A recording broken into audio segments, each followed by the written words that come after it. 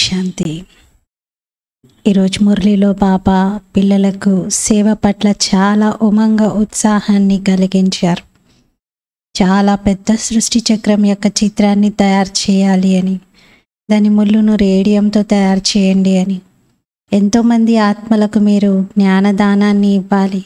ఈ జ్ఞానం యొక్క రత్నాలు బంగారు నాణాలతో సమానమైనవి, ఇవి అందరికీ పంచుతూ ఉండండి అన్నారు. అలాగే బాబా పైన బలిహారం అవ్వాలి, ఏ విషయంలోనూ అహంకారం రావద్దు అన్నారు. ఇది 28 अक्टूबर मुरली।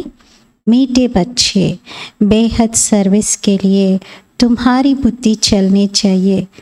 ऐसी घड़ी बड़ी बनाओ जिसके कांटों में रेडियम हो, जो दूर से ही चमकता रहे। మధురమైన పిల్లలు, అనంతమైన సేవ కోసం మీ బుద్ధి నడుస్తూ ఉండాలి.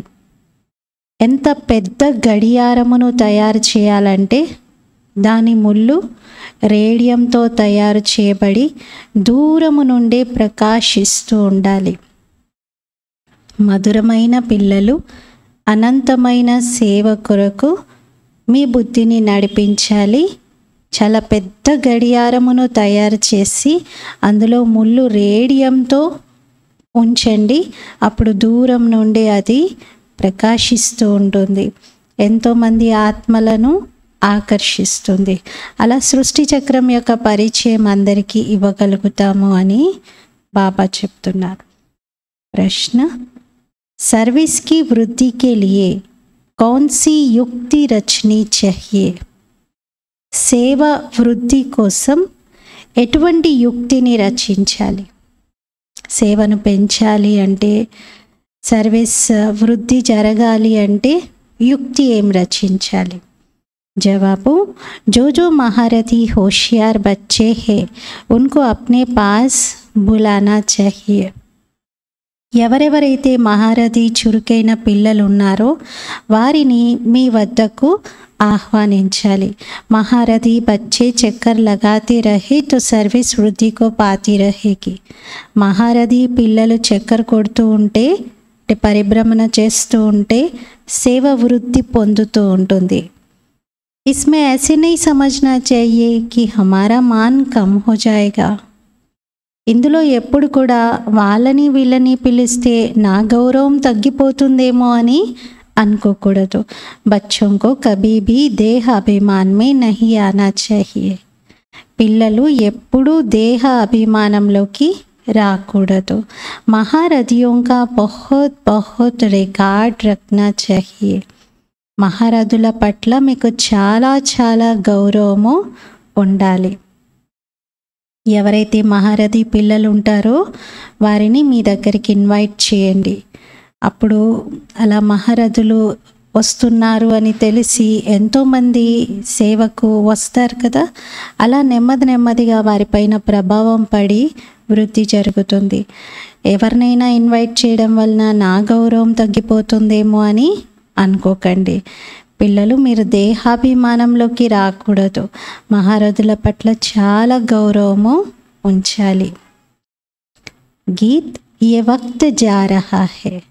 ఈ సమయం గడిచిపోతూ ఉంది, వెళ్ళిపోతూ ఉంది అని పాట. ఓం శాంతి. గడి కా నామ్ సునా తో బేహద్ కి గడి యాద్ పడి. గడియారం పేరు వినగానే అనంతమైన గడియారమే గుర్తొస్తుంది. ఇది అనంతమైన గడియారం. ఇందులో మొత్తం బుద్ధితో అర్థం చేసుకోవాల్సినటువంటి విషయాలు ఉన్నాయి. ఉన్కా భీ బడా కాంటా और छोटा कांटा है, సెకండ్ కా బడా కాంటా చల్తా रहता है. ఆ గడియారాల్లో కూడా పెద్ద ముళ్ళు, చిన్న ముళ్ళు, ఇక సెకండ్స్ ముళ్ళు అయితే క్షణానికి సౌండ్ చేస్తూ తిరుగుతూనే ఉంటుంది. अब रात के 12 बजे यानी रात पूरी हो फिर दिन शुरू होना है. ఇప్పుడు రాత్రి 12 గంటలకు అంటే ఇప్పుడు రాత్రి 12 గంటలు గడిచి పగలు రాబోయేది ఉంది అంటున్నారు. ఇది అనంతమైనటువంటి గడియారం, చాలా పెద్దది మీరు తయారు చేయాలి. ఇందులో ముళ్ళును మీరు రేడియంతో తయారు చేయాలి. దూరం నుండి కనిపిస్తూ ప్రకాశిస్తూ ఉండాలి. గడియారంను అందరూ అర్థం చేసుకోగలుగుతారు కదా. గడియారము తనంతట తనే మెసేజ్ని ఇచ్చేస్తుంది. చూడగానే అందరికీ తెలిసిపోతుంది టైం ఎంత ఉంది, ఏం చెయ్యాలి, ఈజీగా మెసేజ్ని కన్వే చేసేస్తుంది. కోయి భీ నయా ఆయే తో గడి ఆకర్ దేకే. ఎవరైనా కొత్త వాళ్ళు వస్తే వెంటనే గడియారము చూడాలి. బుద్ధి కూడా చెప్తుంది కదా, అలా అందరూ చూసే ప్లేస్లో పెట్టండి అంటారు. ఫస్ట్ వాళ్ళ దృష్టి దానిపైన వెళ్ళి సమయం గడిచిపోతుంది కదా, ఇప్పుడు ఇక్కడ ఉంది కదా ముళ్ళు అని గ్రహించగలగాలి. బాబా అన్నారు ముళ్ళు ఎక్కడ చేరుకుంది అనేది ముఖ్యం. గడియారంలో అంకెలన్నీ ఉంటాయి, కానీ ముళ్ళు ఎక్కడుందో అందరి దృష్టి ఆ ముళ్ళుపైకే వెళ్తుంది. ఎవరైనా అర్థం చేసుకోగలుగుతారు ఇప్పుడు వినాశనం తప్పనిసరిగా జరుగుతుంది, సత్యయుగం యొక్క ఆది రాబోతుంది అని. సత్యయుగంలో చాలా కొద్దిమంది ఆత్మలే ఉంటారు. మరి ఇంతమంది ఆత్మలు తిరిగి ఇంటికి వెళ్తారు. చిత్రాలపైన అర్థం చేయించడం చాలా సహజం. ఎంత పెద్ద గడియారాన్ని తయారు చేయాలి అంటే ఇంకా అందరికీ ఆకర్షణ కలగాలి. ఈ గడియారాన్ని కొనుక్కొని వారి ఇంట్లో పెట్టుకోవాలి అని అనిపించాలి. మరి దీనిపైన మీరు బాగా ఎక్స్ప్లెయిన్ చేయండి. ఈ కలియుగి భ్రష్టాచారి ప్రపంచం ఇది అని, అంటే మన సృష్టి చక్రం యొక్క గడియారంలో 4 భాగాలు ఉండి అందులో సత్య, త్రేత, ద్వాపర, కలియుగాలను చూపించబడ్డాయి. అనేక ధర్మాలు కూడా ఉన్నాయి. వినాశనం కూడా ఎదురుగా ఉంది. ప్రకృతి వైపరీత్యాలు కూడా జరిగి ఉన్నాయి. ఈ లక్ష్మీనారాయణులు సత్యుగంలో ఎలా రాజ్యం చేశారు, వారికి ఆ రాజ్యభాగ్యం ఎవరిచ్చారు, ఇవన్నీ అర్థమవుతాయి. నిజంగా భగవంతుడు తండ్రి ద్వారానే లభించి ఉంటుంది కదా ఆ రాజ్యభాగ్యము. పతిత పావనుడు పతిత ప్రపంచంలోకి వస్తారు సంగమ యుగంలో. పావన ప్రపంచంలో అయితే వారు వచ్చేదే లేదు. ఈ చక్రం పైన అర్థం చేయించడానికి ఫస్ట్ క్లాస్ బుద్ధి కావాలి. చాలా మంచి మంచి విషయాలు ఇవి అంటున్నారు. దీనిపైన అర్థం చేయించడం చాలా సహజం. జిన్కే పాస్ पैसे बहुत है वह तो आर्टिस्ट को झट ऑर्डर दे और झट चीज़ तैयार हो जाए. ఎవరి వద్ద ధనం అధికంగా ఉంటుందో వాళ్ళైతే వెంటనే ఆర్టిస్ట్కి ఆర్డర్ చేసేసి ఆ వస్తువును కూడా తయారు చేయించగలుగుతారు. గవర్నమెంట్ పని ఏమిటి అంటే ఏదైతే బాగా అవసరం ఉంటుందో, దేని ద్వారా అయితే ప్రజలకు బాగా ఉపయోగం ఉంటుందో వాటిని వెంటనే పెద్ద ఎత్తున తయారు చేయిస్తూ ఉంటారు. ఇక్కడైతే బాబా అన్నారు గవర్నమెంట్ కా కామ్ తో ఇత్నే మే హో జాతా, యహా తో ముష్కిల్ కోయి కామ్ కర్తే హై.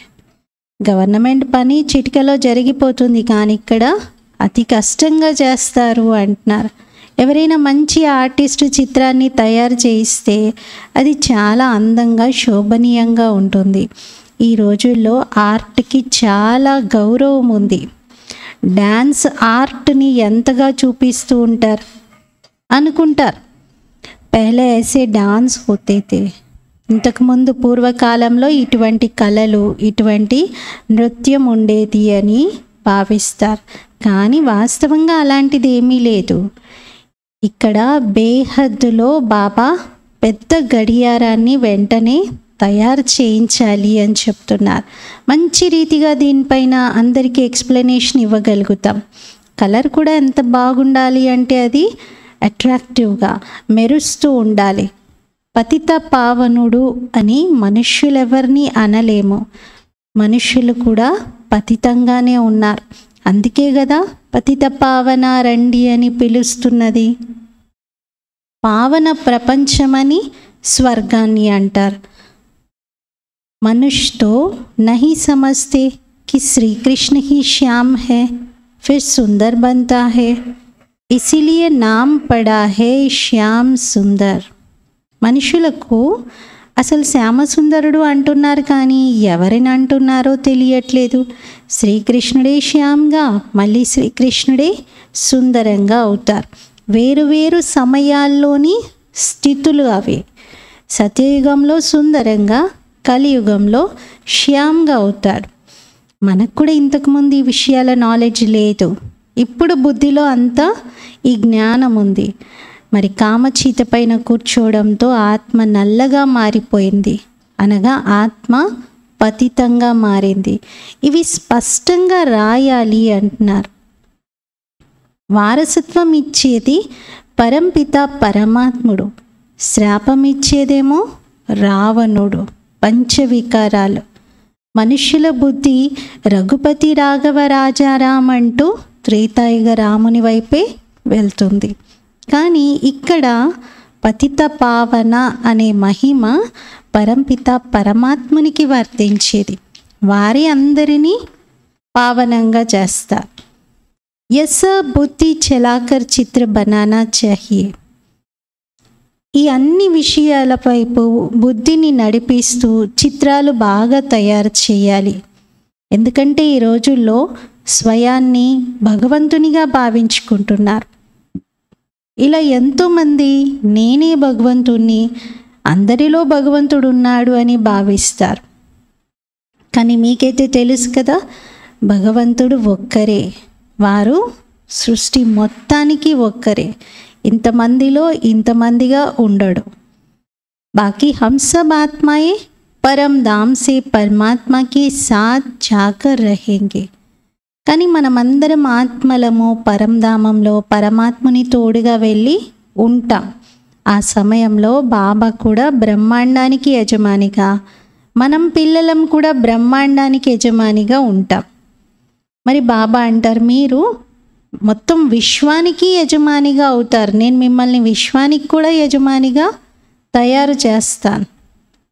ఎంత పెద్ద రాజైనా కూడా ఇక్కడ ఏ ఒక్కరూ నేను విశ్వానికి యజమానిని అని చెప్పుకోవడానికి లేదు. కానీ బాబా మనల్ని విశ్వానికి యజమానిగా చేస్తూ ఉన్నారు. మరి ఇటువంటి మాతాపిత పైన అయితే బలిహారం అయిపోవాలి కదా. వారి శ్రీమతం కూడా ఎంతో ప్రసిద్ధమై ఉంది. ఆ శ్రీమతం పైన నడుస్తూ ఉంటే చివరికి పూర్తిగా శ్రీమతాన్ని పాటించి శ్రేష్టంగా అవుతాం. మరి పిల్లలు శ్రీమతాన్ని పాటించాలి అని బాబా ఎంతగా చెప్తూ ఉంటారు. ఎన్ని రకాలుగా తలగొట్టుకోవాల్సి వస్తుంది. జబ్ తక్ యజ్ఞ హై తబ్ తక్ పురుషార్థ్ చల్తా రహేగా. ఎప్పటి వరకు యజ్ఞం ఉందో అప్పటి వరకు పురుషార్థం నడుస్తూనే ఉంటుంది. ఇంకెంతకాలము అంటే యజ్ఞం నడిచేంత వరకు పురుషార్థం నడుస్తూనే ఉంటుంది. యా హే రుద్ర జ్ఞాన యజ్ఞ. ఇది రుద్ర జ్ఞాన యజ్ఞం. రుద్రుడు యజ్ఞాన్ని రచించారు శాంతి కోసం. ఉస్సేతో శాంతి హోన సకే. వాళ్ళు కూడా రుద్రయజ్ఞం అని రచిస్తారు, కానీ శాంతి అనేది దానితో ఏర్పడదు. బాబా అయితే ఇక్కడ ఈ యజ్ఞాన్ని రచించారు. ఇందులో మొత్తం పాత ప్రపంచం యొక్క సామాగ్రి అంతా స్వాహ అవుతుంది. ఒక సెకండ్లో జీవన్ముక్తి లభిస్తుంది. వారు ఎన్నో యజ్ఞాలు రచించిన స్థూలమైనవి లాభమేమీ లేదు. మీరైతే నాన్ వాయిలెన్స్ని పాటిస్తున్నారు. పవిత్రత లేకుండా స్వర్గంలో ప్రవేశించలేరు. ఇది ఇప్పుడు చివరి సమయం. పతిత ప్రపంచం, భ్రష్టాచారి రావణుని ప్రపంచం ఇది. ఇక్కడ 100% అపవిత్రత, అశాంతి, దుఃఖము, రోగాలు ఇవన్నీ ఉన్నాయి. పెద్ద లిస్టే ఉంది. బాబా అన్నారు ఇవన్నీ రాయాలి. స్వర్గంలో అయితే శ్రేష్టాచారిగా 100% పవిత్రత, సుఖము, శాంతి, నిరోగ స్థితి ఉంటుంది. మరి ఇక్కడ రావణుని శాపం ఉంది. ఇక్కడ శివబాబా మనకి వారసత్వం ఇస్తూ ఉంటే రావణుడేమో శపిస్తూ ఉన్నారు. ఇవన్నీ క్లియర్గా రాయాలి అంటున్నారు. భారతదేశం ఫలానా సమయం నుండి ఫలానా సమయం వరకు శ్రేష్టాచారిగా ఉండేది. ఆ తర్వాత కాలంలో ఇలా భ్రష్టాచారిగా మారింది. ఇలా ఎక్స్ప్లెనేషన్ చూడగానే చదవగానే అర్థమైపోయే విధంగా ఉండాలి. అర్థం చేయించే బుద్ధిలో కూడా, అర్థం చేయించడంలో కూడా మంచి నషాతో చెప్పాలి అంటున్నారు. అప్పుడే ఎదుటివారికి బాగా అర్థమవుతుంది. ఈ వ్యాపారం చేసే ప్రాక్టీస్ కూడా మీరు చేసుకోండి అంటున్నారు. ఎంత అలవాటు చేసుకుంటే అంత మంచిది. ఇతరులకు చెప్పేటువంటి ప్రాక్టీస్ చెయ్యాలి. అక్కడ 8 గంటలు సర్వీస్ చేస్తారు, మరి మీరు కూడా 8 గంటలు సేవ చేయాలి. సెంటర్లోని పిల్లల్లో కూడా నంబర్ వారీగా ఉంటారు. కొందరైతే సర్వీస్ పట్ల చాలా అభిరుచితో ఉంటారు, ఎక్కడెక్కడికో పరిగెత్తుతూ ఉంటారు సేవ కోసం. కొందరు ఒకే చోట ఆరాంగా కూర్చొని ఉంటారు. అలాంటి వారిని ఆల్రౌండర్ అని అనరు. మహారథులు అంటే తప్పనిసరిగా అంతటా వెళ్ళాలి, వెళ్ళి సేవ చెయ్యాలి. కొందరు మహారథులను అర్థం చేసుకోకపోతే महारथियों को तो कुछ समझते नहीं है तो सर्विस भी ढीली पड़ जाती है। बहुतों को अपना अहंकार रहता है, हमारा मान हो, दूसरा कोई आएगा तो हमारा मान कम हो जाएगा। మహారథులను అర్థమే చేసుకోరు, మరి సేవ ఎలా పెరుగుతుంది అంటున్నారు. కొందరికైతే తన అహంకారం బాగా ఉంటుంది. నా గౌరవం తగ్గిపోతుంది కదా, వాళ్ళని వీళ్ళని నేను పిలుస్తూ ఉంటే, ఇంకా అంతా వాళ్ళ మహిమనే చేస్తూ ఉంటారు, నా గౌరవం పూర్తిగా తగ్గుతుంది అని భావిస్తారు. బాబన్నారు అలా ఎప్పుడు ఆలోచించకండి. మహారథులు వస్తే మీకు సహాయం చేసి వెళ్తారు, మీ అహంకారం మీరు అలా ఉంచకూడదు. ఇటువంటి బుద్ధుగా కాకండి అంటున్నారు. బాబా అలా ఆలోచించే పిల్లల్ని బుద్ధు అంటున్నారు. బాబా చెప్తున్నారు, సత్యమైన హృదయం పైన సాహెబ్ రాజీ అవుతారు. బాబా వద్దకు సమాచారాలు వస్తూ ఉంటాయి.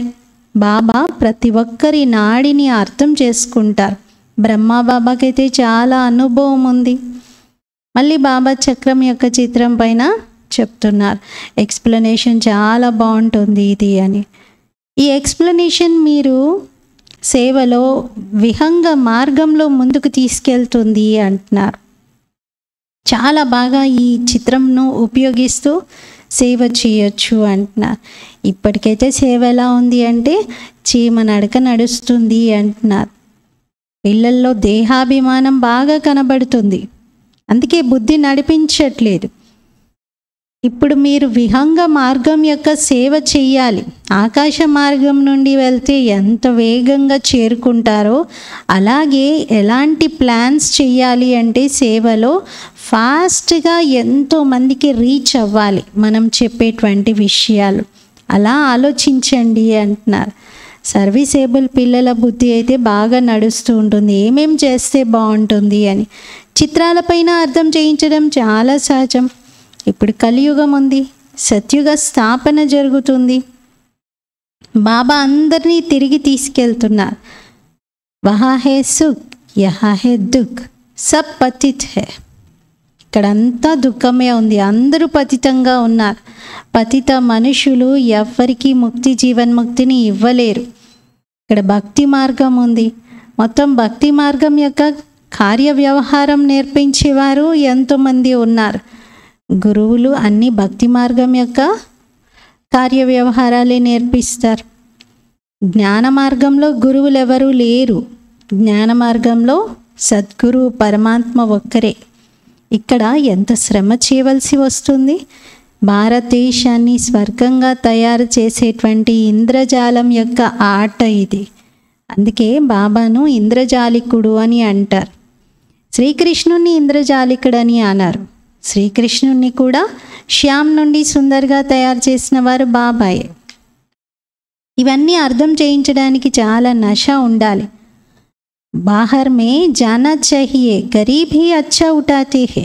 మీరు బయటికి కూడా వెళ్ళాలి అంటున్నారు, సేవ చేయాలి. ఒకే చోట కూర్చొని స్థిరంగా ఉండి మీ దగ్గరికే సేవ రావాలి అంటే రాదు.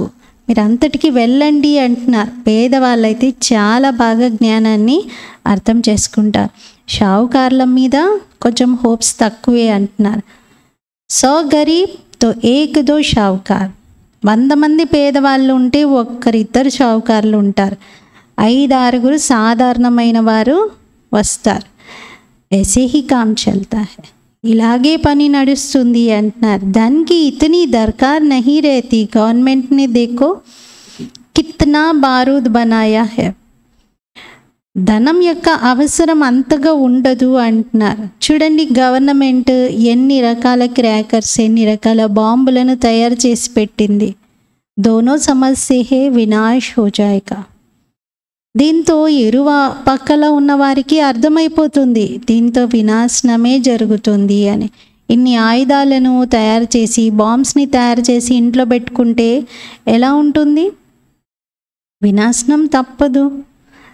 తబ్ షికారీ కౌన్ బనేంగే? మరి అప్పుడు షికారీగా ఎవరవుతారు? కహానీ హేనా, దో బిల్లి లడే మక్కన్ బీచ్ మే బందర్ కో మిల్ గయా. స్టోరీ ఉంది కదా, 2 పిల్లలు పోట్లాడుకున్నాయి, మధ్యలో కోతికి వెన్న దొరికింది అంటారు. శ్రీకృష్ణుని నోట్లో వెన్నను చూపిస్తారు. అది స్వర్గం అనే వెన్న. ఈ విషయాలు కొంచెం కష్టంగానే అర్థం చేసుకుంటూ ఉంటారు. ఇక్కడ 20-25 సంవత్సరాల వారికి కూడా కొందరికి ఏమీ అర్థం కావట్లేదు. మొదట బట్టి తయారైంది, ఎంతమంది వచ్చారు అందులో, మళ్ళీ వెళ్ళిపోయారు, కొందరు నిలిచారు. డ్రామాలో కల్పపూర్వం కూడా అలాగే జరిగింది, ఇప్పుడు కూడా అలాగే జరుగుతుంది.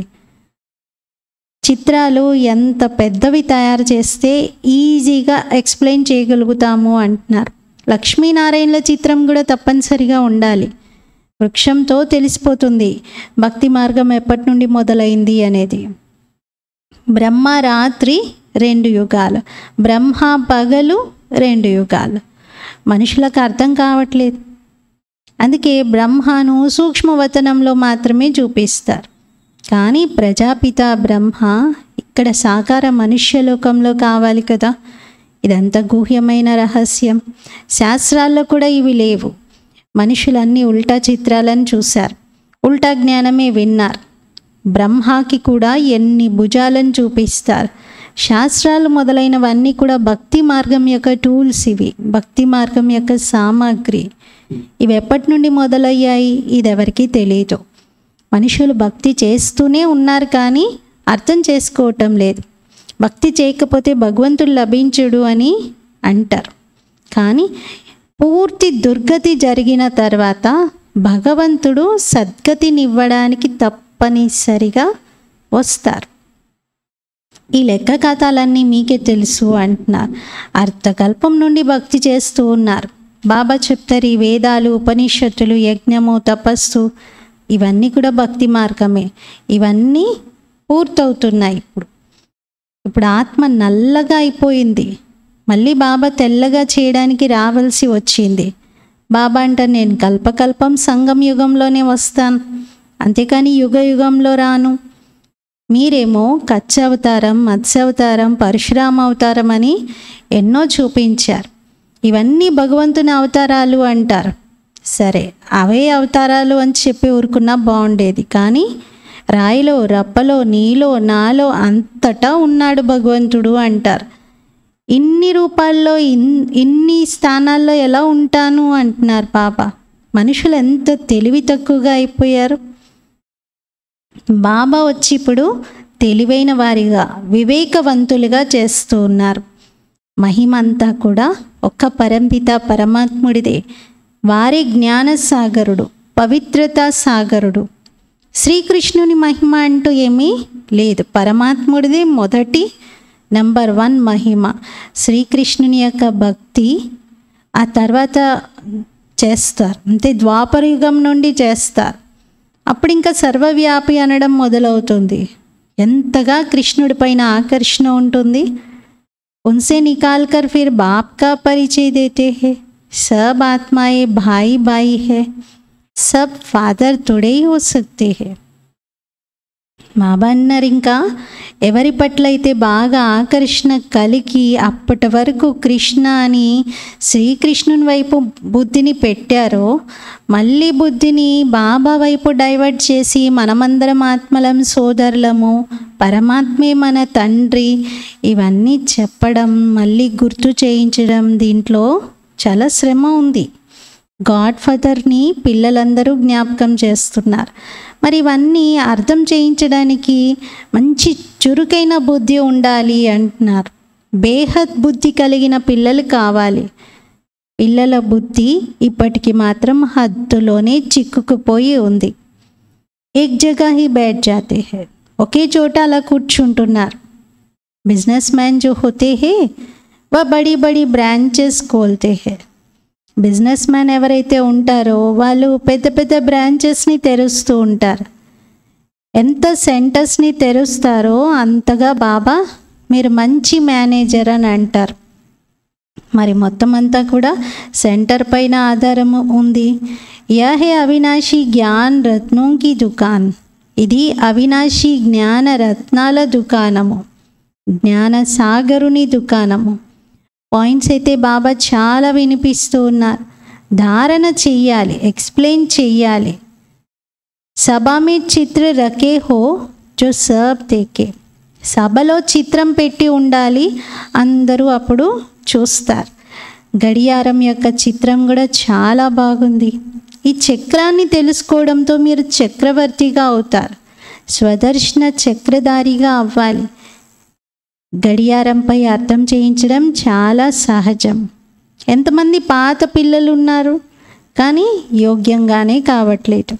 స్వయాన్ని నాకు అంతా తెలుసు, నేను చాలా గొప్ప అని భావించుకుంటున్నారు. కానీ బాబా అన్నారు వాళ్ళ సంతోషం అంతా వ్యర్థమైనది. అనవసరంగా అంటే ఏమీ లేని దానికి ఎంతో ఉంది అని చూసుకొని మురిసిపోతున్నారు. కానీ యాక్చువల్గా అయితే ఇంకా యోగ్యత రాలేదు అంటున్నారు. సర్వీస్ చెయ్యకపోతే ఇంకా మీరు దాతలు అని ఎవరు అర్థం చేసుకుంటారు? సర్వీస్ చేయకపోతే దాని అని అన్నారు. దానం కూడా బాబా అన్నారు బంగారు నాణేలను దానం చెయ్యాలి.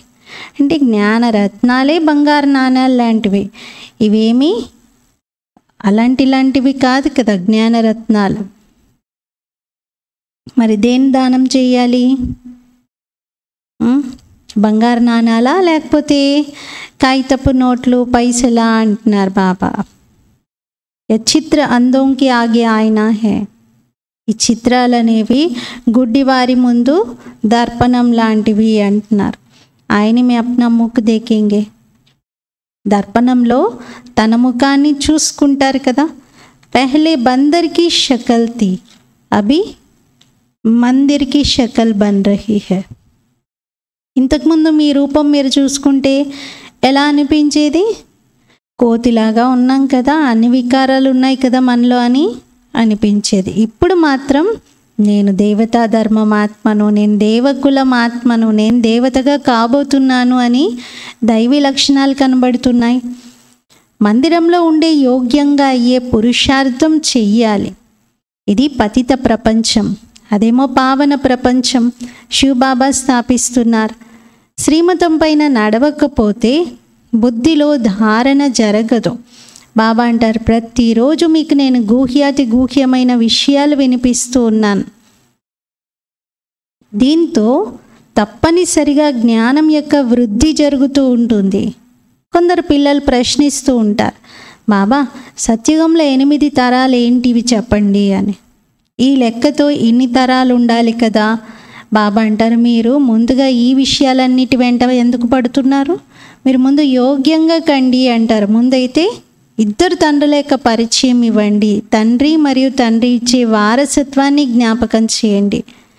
అక్కడి ఆచార పద్ధతులు ఎలా ఉండాలో అలా ఉంటాయి. ఎలాగో వెళ్తారు కదా.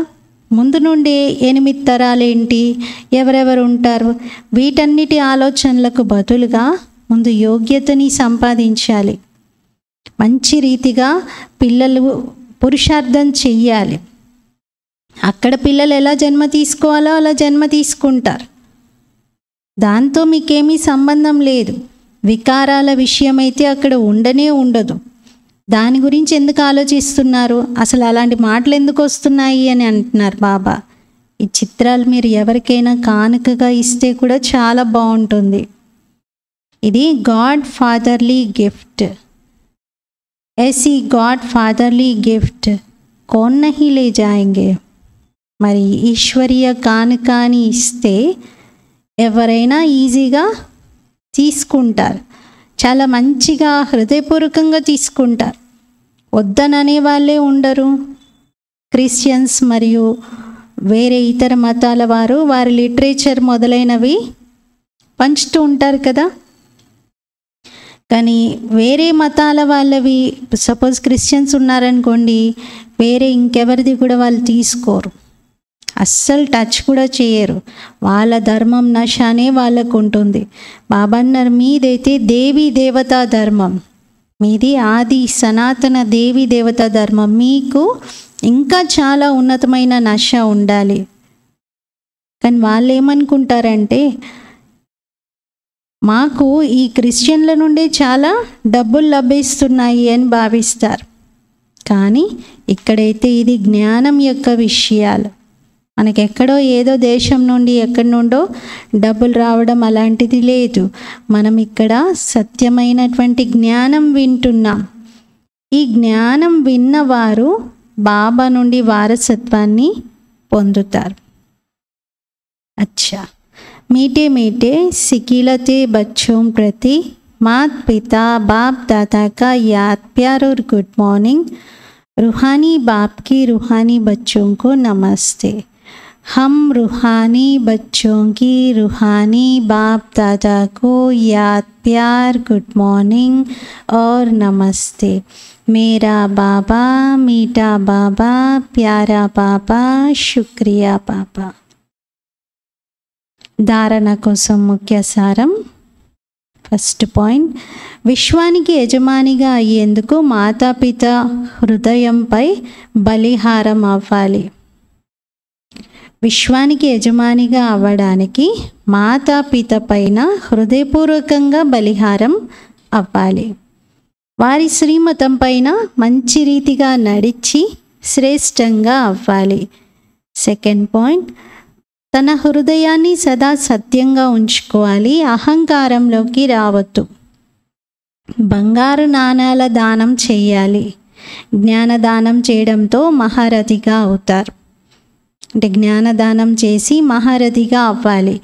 8 గంటలు ఈశ్వరీయ సేవ తప్పనిసరిగా చేయాలి.